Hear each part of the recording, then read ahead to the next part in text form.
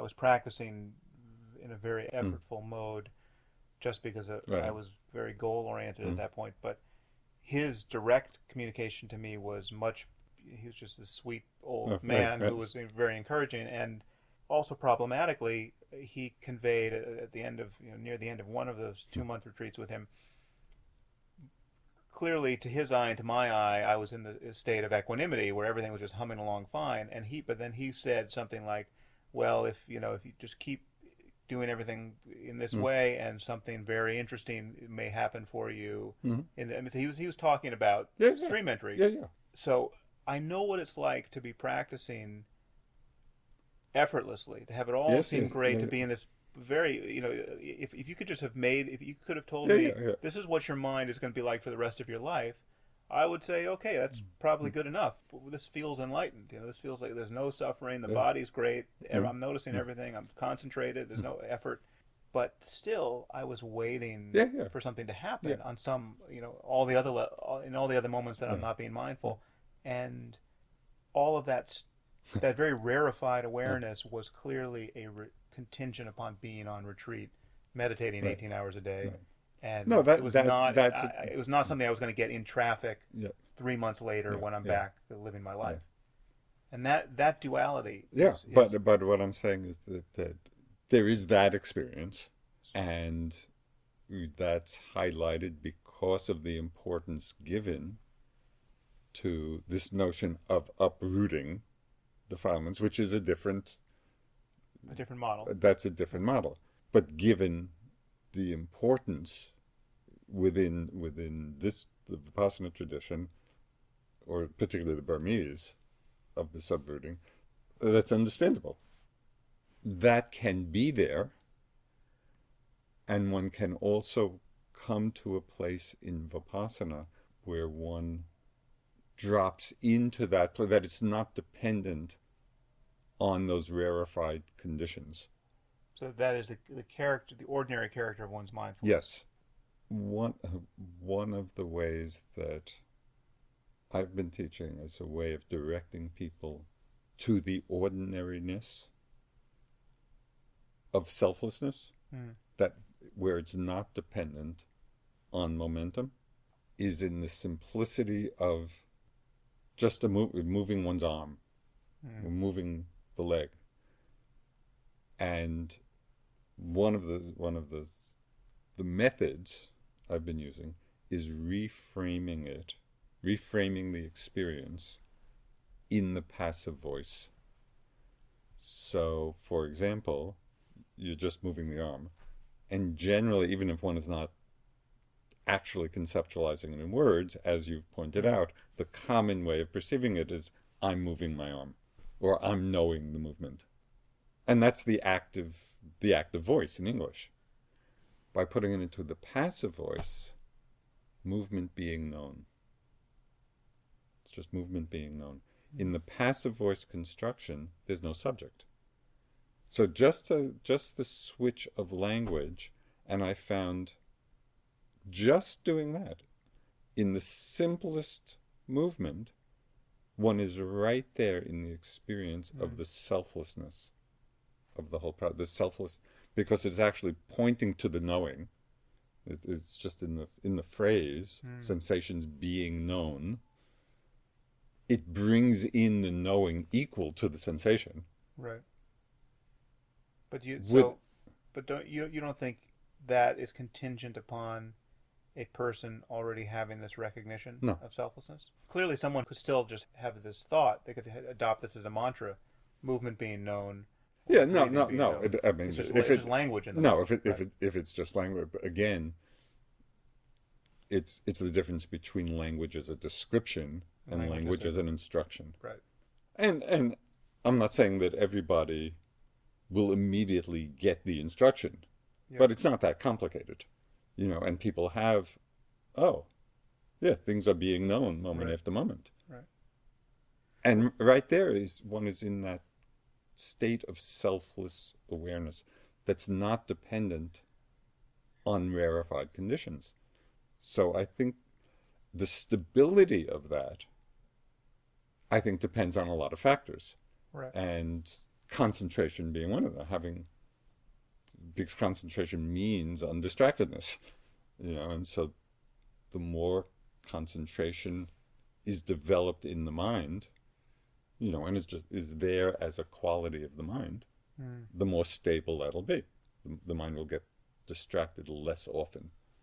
So I think within Vipassana also, it's not, I grant you that it's not always taught this way because of the importance given to that moment of uprooting. Yeah. And so it's not often emphasized that it's right here. Yeah. But this is part of what has been interested me in these last years, is to emphasize this aspect. And this is just one example of how it can be done. There are other ways that point to the immediacy of it. Yeah. I just want to, while we're talking this time, and there's one other point I just want to make about one of the potential pitfalls of Dzogchen that for me is very interesting, and it actually points to some different schools in Tibetan Buddhism. And it highlights, just to me, a very interesting difference of experience and description. As you know, in Dzogchen, the nature of mind is described as the union of clarity and emptiness, or awareness and emptiness, and the inseparable unity of them. People can recognize the awareness aspect without necessarily a full recognition of its empty aspect. Because as subtle as awareness is, that aspect is more obvious than its empty aspect, which is even more. Well, actually, just let me finish. We should clarify this concept of emptiness, because obviously most people listening to this aren't going to know what we're talking about, but it actually is not quite the same thing as selflessness. I mean, no, it's not. It covers selflessness, but selflessness doesn't quite cover emptiness. So. No, emptiness, and I love this aspect, and I brought it in actually to Vipassana. And as Tulku Urgyen would often say, you look for the mind and can't find it, and the not finding is the finding. Right. And so it's that unfindability which is the experience of its emptiness, that it can't be found. Right. And that's found. There are certain Zen teachings which point to that same thing. Are you in danger of forgetting where you now want to go? Because I think we should unpack emptiness a little bit more, but we can do it after. Okay, let's do it after. Okay. I just screwed you up completely. Within the Tibetan schools, and they talk about it, the second turning and the third turning. There's a lot of historical development of Tibetan Buddhism, but different schools emphasize. I mean, one criticism of Dzogchen from some of the other Tibetan schools is that they feel the danger is in some way reifying awareness.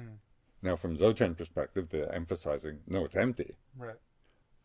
But from the other schools, they give more emphasis to the emptiness aspect rather than the awareness aspect, which is the Dzogchen criticism of them. So it just, to me, points that it's these two aspects, the empty aspect and the awareness aspect, and the inseparability of them. That's the key. I mean, without that, one is not practicing Dzogchen. And the danger of recognizing awareness without necessarily having the deep realization of the empty aspect. Right.